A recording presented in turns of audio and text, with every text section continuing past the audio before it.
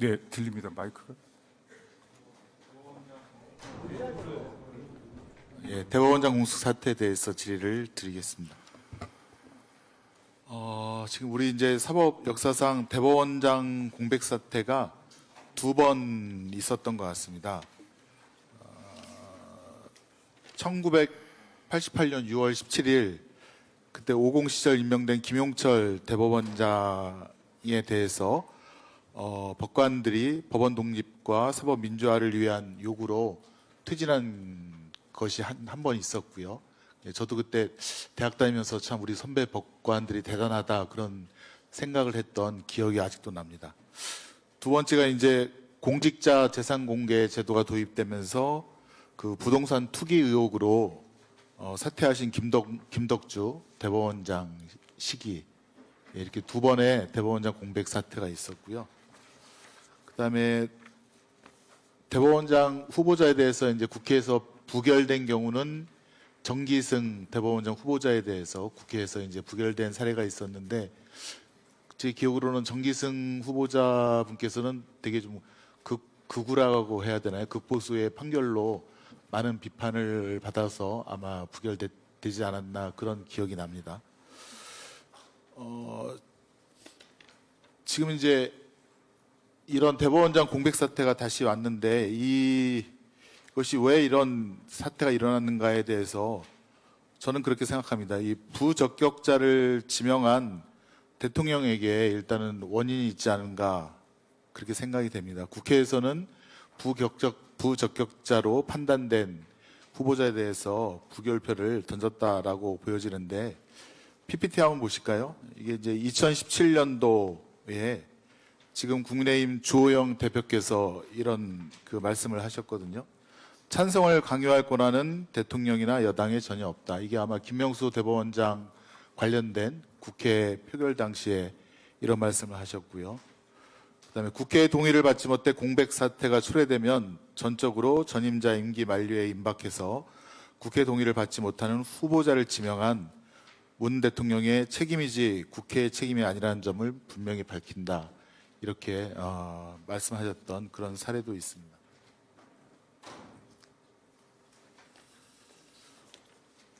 지금 그 이균용 후보자에 대해서 이제 인사청문회에서 나온 의혹 중에는 부동산 투기 의혹이 있고요.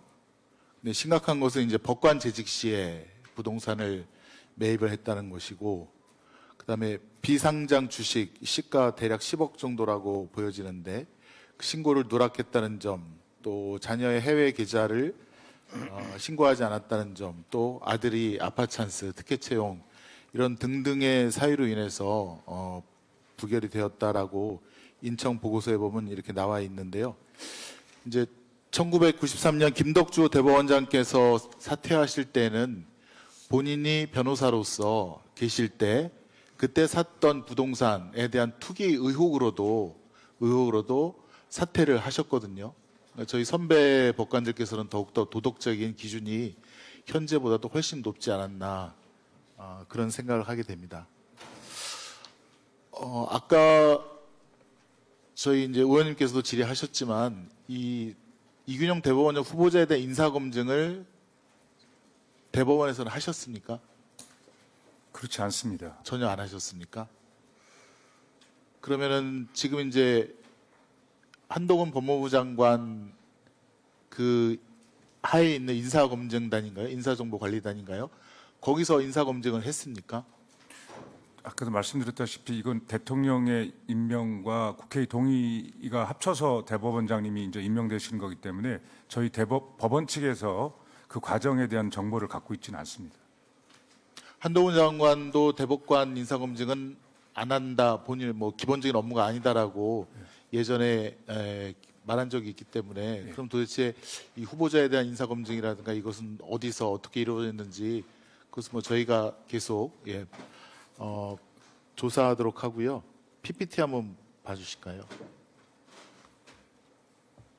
예, 지금 이제 대법원장 공석 사태가 지금 6번째인 것 같습니다. 권한대행을 통해서 지금 6번째인데 PPT 자료 화면 보시면 알겠지만 대부분 2주라든가 혹은 한 달 이내에 다 공석 사태가 이제 해결이 되었고요.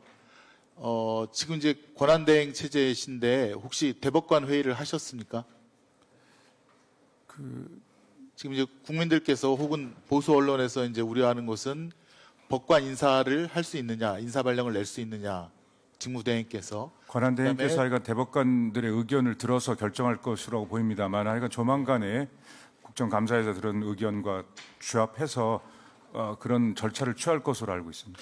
대법관 회의를 저는 한 것으로 알고 있는데 아직까지도 대법관 회의를 안 했습니까? 그러니까 부결 이후에는 부결 이후에는 안 하셨죠? 부결 이후에는 이 공백 상황을 봐야 되는 거니까요. 네네. 그래서 지금 뭐 곧 조만간 해야 되지 않을까 싶습니다. 예, 그 좀 빨리 해서 지금 이제 문제로 삼는 것이 법관의 인사 발령을 낼 수 있느냐, 그다음에 전원합의체 예. 사건 심리 진행이라든가 판결 선고를 할 수 있느냐, 그다음에 또 추가로 곧 있을 대법관 제청을 할 수 있느냐.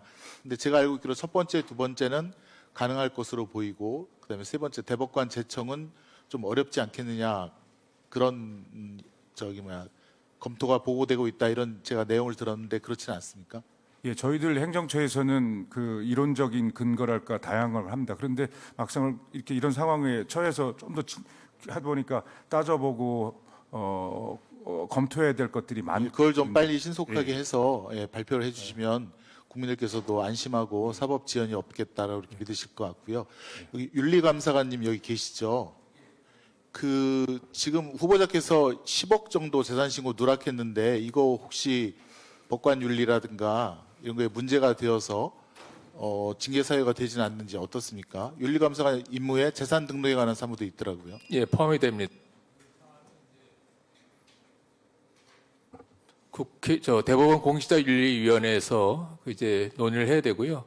그 논의가 이루어질 수 있도록 하겠습니다.